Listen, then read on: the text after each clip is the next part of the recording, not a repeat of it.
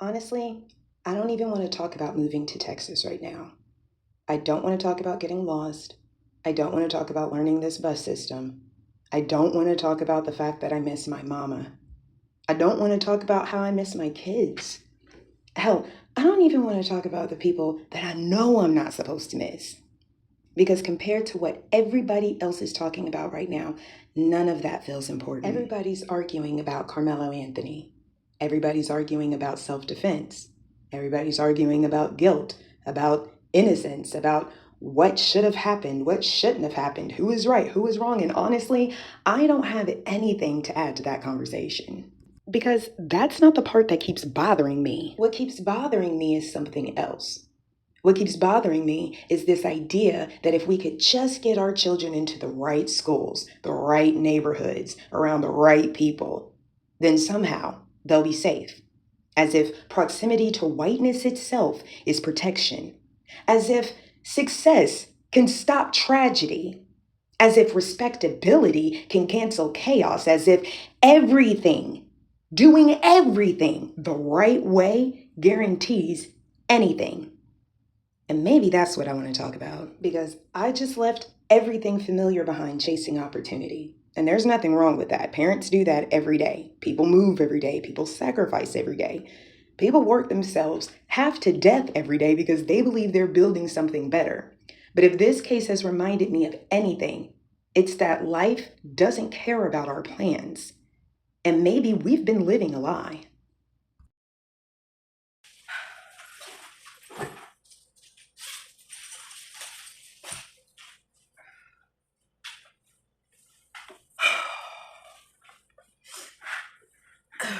So, let's talk about it.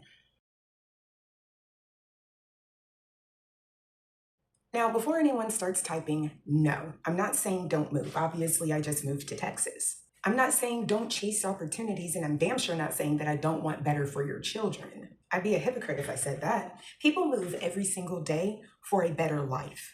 Parents work overtime, they sacrifice, they miss birthdays, they leave families behind. Sometimes they leave everything they've ever known because they want their children to have better than what they had.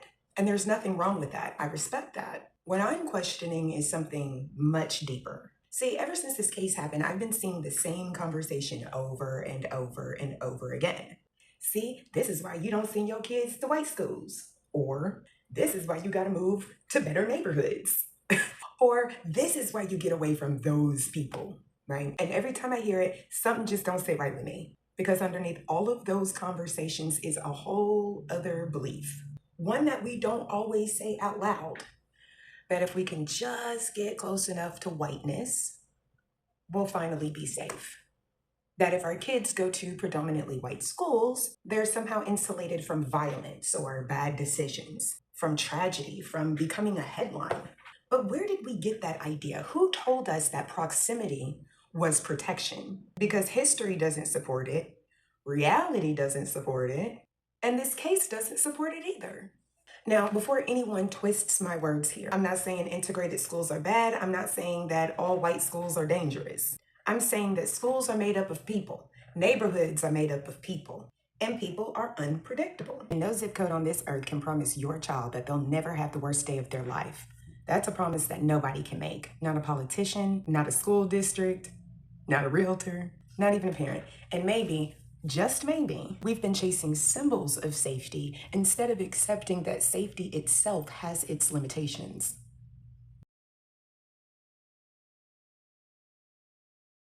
Now, before somebody starts calling me unfair, let me say something that might surprise you. I actually understand the reason why we think that way. When I say we, I mean we as in Black parents. I have kids, and if someone told me, hey, if you move over here, the schools will be better, the graduation rates are higher, the neighborhoods are quieter, the property values are better, the crime rate is lower, you'll have more opportunities. Why wouldn't I want that? No, seriously, why wouldn't anyone want that? Any good parent would want to stack the deck in favor of their children. That's what parents do. We save money, we work overtime, we move across town. Sometimes we move across the state, sometimes we move across the country because we're trying to give our children something that we didn't have. Even this move, this solo move to Texas is for my kids. Every step that I take is for my kids. So this isn't me criticizing Black parents. Far from it, it's actually me asking an even harder question. At what point did better opportunities become guaranteed safety? Because those aren't the same things. Somewhere along the way, I think we started to confuse certainty with probability. And yes, some schools do have more resources. And yes, some neighborhoods have less crime. Some communities have better funded programs. Those things matter. Those things absolutely matter. But they don't eliminate human beings. People still lie. People still bully. People still panic. People still make terrible decisions. People still have anger. People still have fear. And sometimes people will still die. That's true in wealthy neighborhoods. It's true in poorer neighborhoods. It's true in Black schools. It's true in white schools. It's true in suburban schools. It's true in private schools. It's true because schools don't create human nature. It's just a gathering place for humans. And that's why this case has pretty much stayed with me. Not because I think it was unique or anything, but because I think it shattered a fantasy. Fantasy that enough money, enough education, enough integration, enough respectability would somehow remove our children from an unpredictable life. I don't think that it can. I don't think that any parent can completely protect their children from the choices that another human being may or may not make. That's a terrifying thought because if true, if that's really true, then maybe what we've been chasing hasn't been safety. Maybe we've been chasing certainty. And certainty doesn't exist. It doesn't exist for you. It damn sure doesn't exist for me. It doesn't exist for anybody. And that's why this conversation is so emotional, because if we admit that, we also have to admit that there are some things that no amount of money or success could ever buy.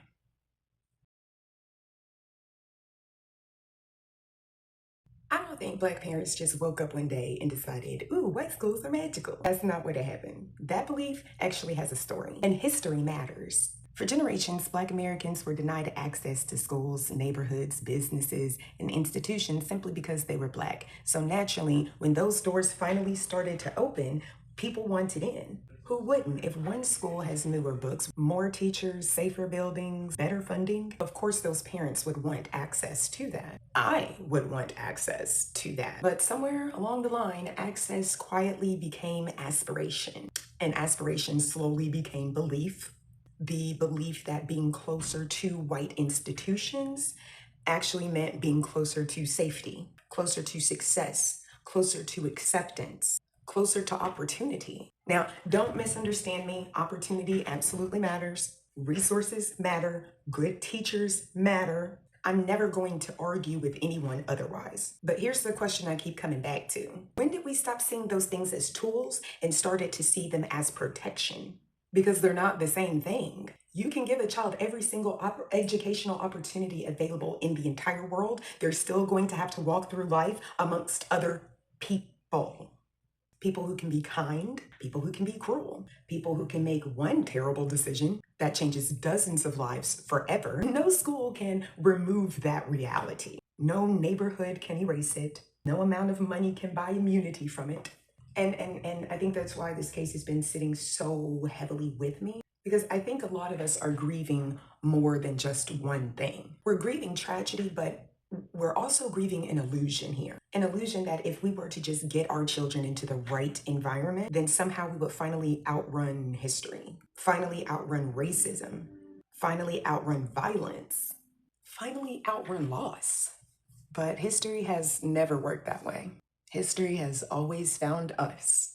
Not because we're doing anything wrong, but because tragedy doesn't ask you for your GPA. It doesn't ask you for your zip code. It doesn't ask you how much your house costs or whether your school districts are rated an A or a D. It simply arrives. And that's the hard truth, because every parent wants to believe that they can actually control more than what they really can. I get that. I really do. I'm a Virgo mom. I get that. Instead of telling ourselves that we're searching for the perfect safety, we should aim for what we're really searching for, a fighting chance. And those are two very different things. You know what I think is really happening? I don't think Black parents are obsessed with white schools. I think we're obsessed with control. And honestly, I can understand that. Because being Black in America can feel like you're trying to stay 10 steps ahead of a problem that you didn't create. So we tell our children, speak properly, keep your hands where people can see them, don't wear your hood up, don't make sudden movements, don't give people a reason, work twice as hard, be twice as good. Get that degree, get the good job, move to the nice neighborhood, stay away from those kids, stay away from that area. And listen, I'm not saying that all of it is bad advice. Some of it is excellent advice. Some of it has probably saved a whole lot of lives here. But somewhere along the way, right? I think that we started to believe that if we did all of those things, that somehow life would owe us safety, like we had finally cracked some sort of code or something. Like as if tragedy was something that only happened to people that made bad decisions. But life doesn't work like that. Sometimes some good people can suffer because another person decided to make a very terrible decision. Sometimes responsible people can lose everything. Sometimes parents can do everything that they are supposed to and still end up burying a child. That's a reality that nobody wants to sit with. Because if we admit that, then we have to admit something terrifying, that there is no parenting formula. There is no neighborhood formula. There is no school formula. There is no respectability formula. There are things that can improve your odds, absolutely. Wear your seatbelt, study hard, choose your friends wisely, think before you act. All of that matters, but none of it comes with a guarantee. Because underneath all of the politics, underneath all of the debates, underneath all of the hashtags, I keep seeing parents. Parents looking at their own children, wondering, what more can I possibly do? And I don't have an answer for that. I wish I did, but I don't. But what I do know is that I don't want us chasing an illusion. I don't want us believing if we can just get close enough to whiteness, or close enough to money, or close enough to success, then somehow life will stop being unpredictable. Because it won't. The goal should never be to raise children who would never have to face any type of hardship. The goal should be to raise children who can navigate in a world in which hardships do exist. There's a difference there. And I think we have spent so much time chasing the first one that we forgot how important the second one really is.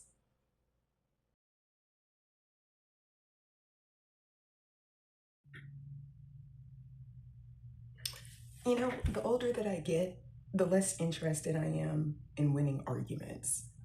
Like, I'm so serious about that. I don't care about dunking on people. I don't care about getting the perfect clap back. I don't care about proving that I'm the smartest person in the room. I'm much more interested in asking what is actually going to help us. Because if we're honest, Black people, we've survived so much worse than disagreements.